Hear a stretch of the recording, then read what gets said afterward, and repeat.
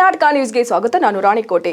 ರಾಜ್ಯಾದ್ಯಂತ ವಿವಿಧ ಸಂಘಟನೆಗಳು ಎಜೆ ಸದಾಶಿವ ಆಯೋಗ ವರದಿ ಜಾರಿಗೆ ತರಬೇಕೆಂದು ಹೋರಾಟ ನಡೆಸುತ್ತಿದ್ದಾರೆ. ಆದರೆ ಒಳ ಮೀಸಲಾತಿ ಎಂಬುದು ಸಂವಿಧಾನಿಕ ಪದ ಅಲ್ಲ, ಅದು ಜಾತಿ ಉಪಜಾತಿಗಳ ನಡುವೆ ಜಗಳ ಹಚ್ಚುವ ಕೆಲಸ ಎಂದು ಕರ್ನಾಟಕ ಭೀಮಸೇನೆಯ ರಾಜ್ಯ ಕಾರ್ಯದರ್ಶಿ ವಿಷ್ಣುವರ್ಧನ್ ವಾಲ್ದೊಡ್ಡಿ ಅವರು ಕಿಡಿಕಾರಿದರು.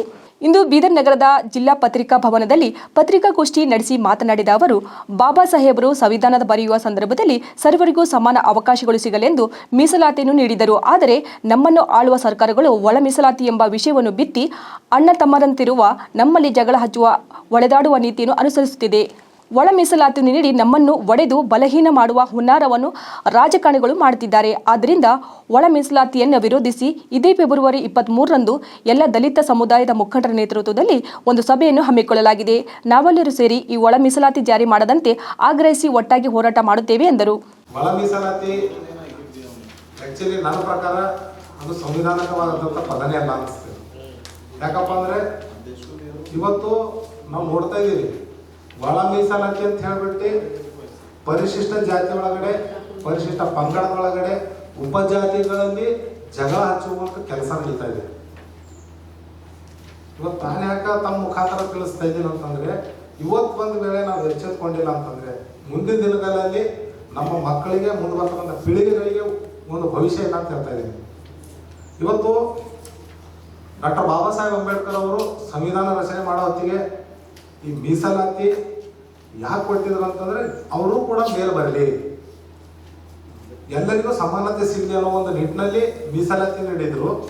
ಆದರೆ ಇವತ್ತಿನ ಆಳುವ ಸರ್ಕಾರಗಳು, ಬಿಜೆಪಿ ಸರ್ಕಾರ ಆಗಿರ್ಬೋದು, ಕಾಂಗ್ರೆಸ್ ಸರ್ಕಾರ ಆಗಿರ್ಬೋದು, ಈ ಒಳ ಮೀಸಲಾತಿ ಎನ್ನುವ ಒಂದು ವಿಷಬೀಜ ಬಿತ್ತಿ ಇವತ್ತು ಎಲ್ಲಾ ಸಮುದಾಯದಾಗಿರ್ತಕ್ಕಂಥ ನಮ್ಮ ಅಣ್ಣ ತಮ್ಮಂದಿಯರಿಗೆ, ಎಲ್ಲಾ ಪರಿಶಿಷ್ಟ ಜನಾಂಗದಾಗಿರ್ತಕ್ಕಂಥ ಉಪಜಾತಿಗಳು, ಹೊಲೆ ಆಗಿರ್ಬೋದು, ಮಾದಿಗ ಆಗಿರ್ಬೋದು, ಲಂಬಾಣಿ ಆಗಿರ್ಬೋದು, ಕೊರವ ಆಗಿರ್ಬೋದು, ಕೊಡಚ ಆಗಿರ್ಬೋದು, ಮತ್ತು 108 ಜಾತಿಗಳೆಲ್ಲ ನಾವು ಅಣ್ಣ ತಮ್ಮಂದಿರ ಥರ ಇದ್ದೀವಿ.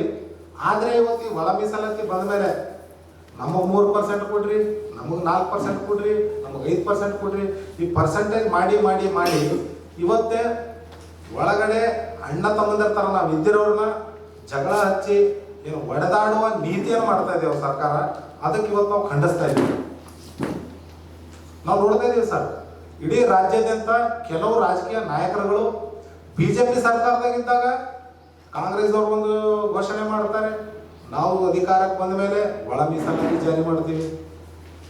ಅದೇ ಕಾಂಗ್ರೆಸ್ ಸರ್ಕಾರ ಇವಾಗ ಅಧಿಕಾರಕ್ಕಿದೆ, ಚುನಾವಣೆ ಸಂದರ್ಭದಲ್ಲಿ ಬಿಜೆಪಿ ಅವರು ಹೇಳ್ತಾರೆ, ನಾವು ಅಧಿಕಾರಕ್ಕೆ ಬಂದ್ರೆ ಒಳ ಮೀಸಲಾತಿ ಜಾರಿಗೆ ಮಾಡ್ತೇವೆ.